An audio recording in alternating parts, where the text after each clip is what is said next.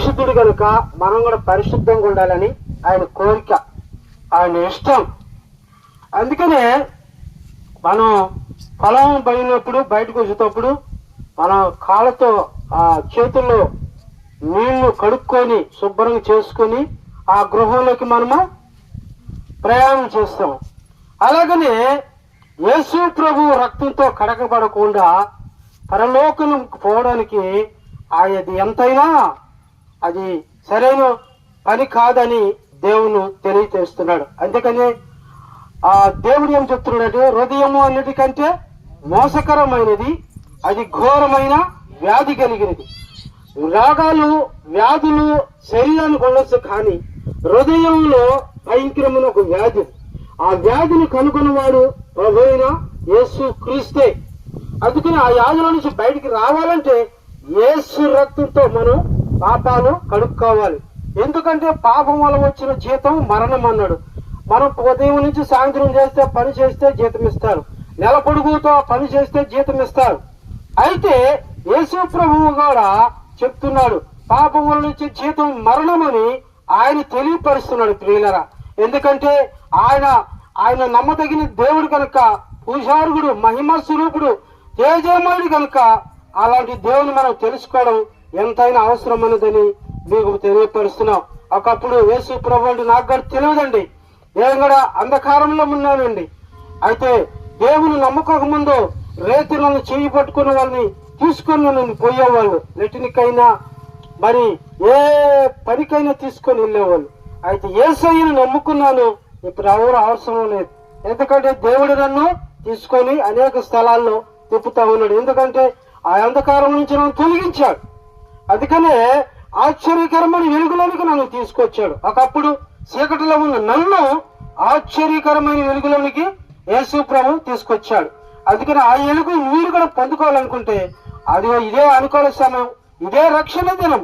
అంతేకాదు ఆయన నీ కోసం నా కోసం కలువరి శిలువలో తన రక్తాన్ని చిందించాడు. ఆ మండుస్తున్న వెండలో, ఆ కపలమాడు స్థలంలో, ఆ గొలుగుతా కొండ మీద ఆయన వేలాడుతూ ఒక్క రక్త పట్టు కూడా ఉంచుకోకుండా రక్తమును నీళ్ళమును కార్చిన దేవుడు.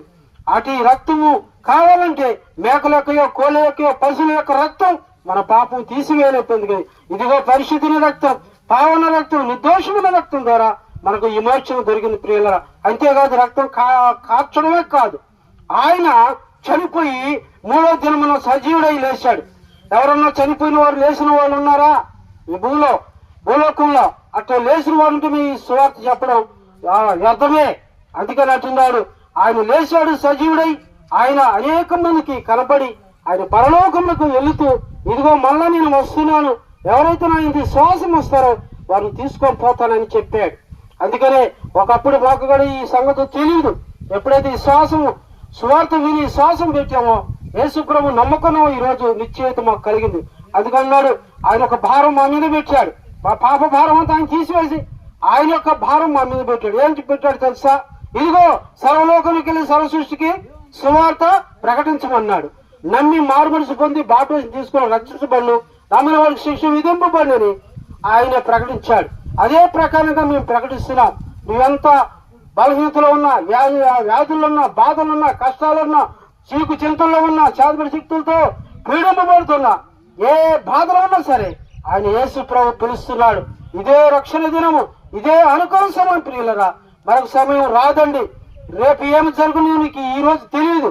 నిన్న ఉన్నవారు ఈ రోజు లేడు, ఈ రోజు ఉన్నవారు రేపు లేదు, రేపుకు రూపు లేదు ప్రియులరా. మీ కాలు ఖర్చు లేదు, కాలు తిప్పట్లేదు, ఉన్న స్థలంలోని యేసయ్యా నేను పాపినయ్యా, నా పాపాలు క్షమించు అని నీ నోటితో ఒప్పుకుంటే నువ్వెంత ఘోర పాపినైనా ఆయన క్షమించి ఆయన రక్తంతో నిన్ను కడిగి పవిత్రపరుస్తాడు. దేవుడు ఈ కొద్ది మాటలు మన కొరకు దీవించి ఆశీర్వదించును గాక. చిన్న ప్రార్థన చేసుకుందాం. మహాపరిశుద్ధుడా, జీవం కలిగిన తండ్రి, నీ కొంతనాళ్ళనైనా యేసు క్రీస్తుని ప్రకటించడానికి మాకు ఇచ్చిన గొప్ప భాగ్యం బట్టి నీ కొందనాలయ్యా.